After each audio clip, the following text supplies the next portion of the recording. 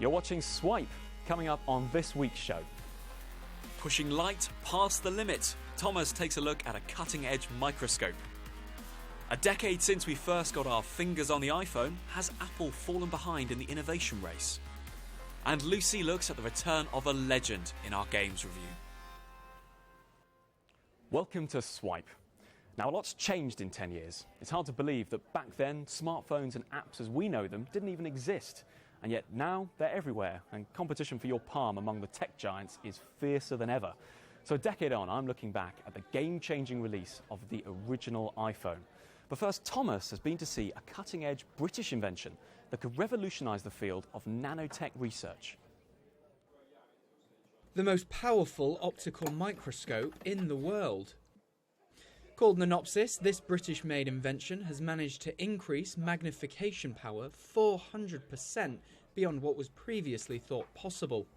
For the first time, scientists will be able to study things as small as viruses under visible light, in real time and in full colour. The reason this device works is because of the use of microspheres. Can you tell me what is a microsphere? Microsphere here means very small, transparent, spherical lenses. These type of small lenses are not new to us. In nature, you can see flies, mosquitoes, or other insects. Their eyeballs are very, very small microspheres. They can see the world differently from what we were seeing.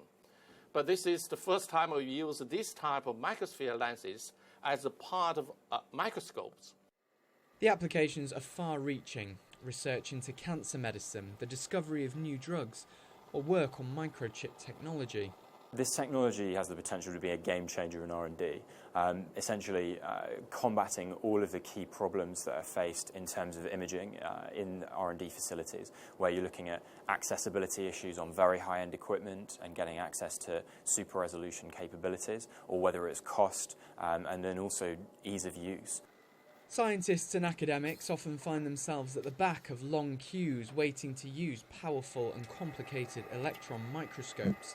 This bit of kit aims to remove those barriers and at a fraction of the cost. Okay, Thomas, what do you think this is? Well, I'm looking at it and it looks almost like veins, but I'm pretty sure veins would be too big on a nano scale. So I'll say something like another microchip processor. It's in fact a butterfly wing. A butterfly wing? Yes. Indeed, some of the earliest things to be stuck under microscopes were animal specimens, like these butterflies here at the Natural History Museum.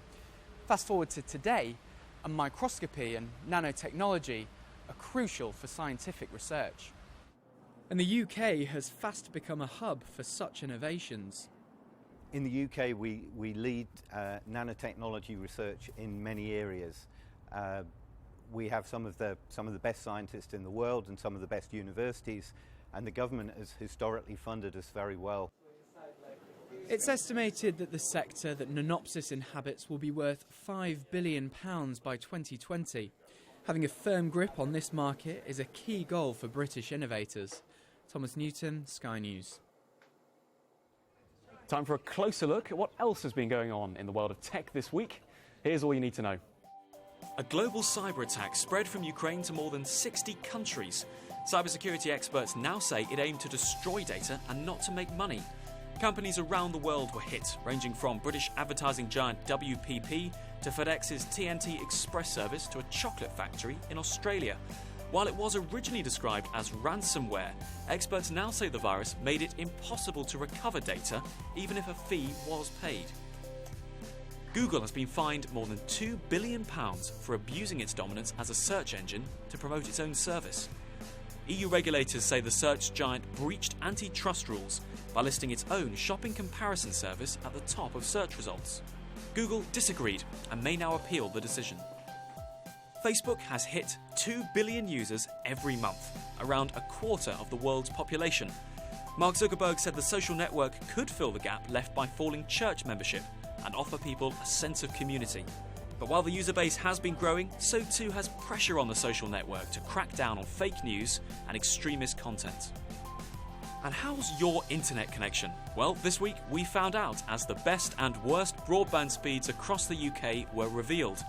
Tamworth in the West Midlands was the fastest area, while rural areas in Scotland came bottom of the table. Overall, the consumer group Which said far too many of us were still struggling with slow broadband. It's hard to imagine a world without, well, the world in the palm of your hand. But just 10 years ago, that's what it was like. If you wanted to know where you were going while calling a friend and listening to some music, you'd have taken with you a handful of devices. And you can forget about swiping to find the love of your life or playing on the App Store. I mean, those things didn't even exist. But then along came one device that would change everything. And we are calling it iPhone.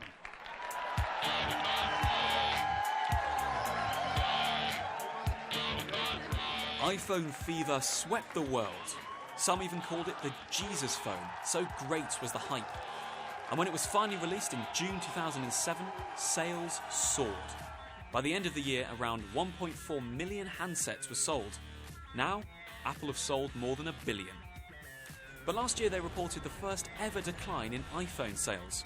And competition in the smartphone market is now fiercer than ever. So how far has the iPhone come? It was just the first time the world had really seen this form factor, the whole idea of having what's called a multi-touch display, so you can do more than one finger input at a time to like zoom, pinch maps and stuff. And just originally when Steve Jobs first showed this off, just swiping on a screen, reading text was just revolutionary. And it had been done on other phones, but just not quite as well as it had been done here. And also the fact you could get on the internet. So now when we think of smartphones and iPhones, we think apps, we think the App Store. But when it first came out, it really was quite limited in what you could do with it, wasn't it? Yeah, Steve Jobs originally didn't want to have an App Store. He didn't want any third parties to develop apps for the platform because he was a bit of a control freak. In a good way, though, because it has meant that the rest of the line has benefited from a closed operating system. But it took a whole year until June 2008 for there even to be third-party apps on the iPhone. Could it be said that Apple have started to sort of lose the innovation race? Yeah, there's definitely an argument for that.